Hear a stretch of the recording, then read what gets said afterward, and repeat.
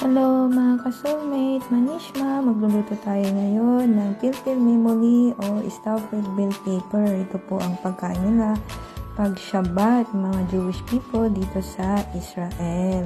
Ayan po, may pilpil po tayo, may ground beef. Ayan, yung nakikita nyo pong green, tisuin po yan. Tapos, may rice din po tayo na ilalagay. Ayan po yung mga pilpil po natin. Ayan, paghalu-haluin po natin, lagyan po natin ng asin, paminta, ayan po, at onion. Gagawa tayo po ng sauce. Tapos, ayan po, nakahalo na. Ilalagay na po natin yung ating ground beef rice sa red bell pepper. Ayan, tapos na po. May kisyoin po tayo na ilalagay din.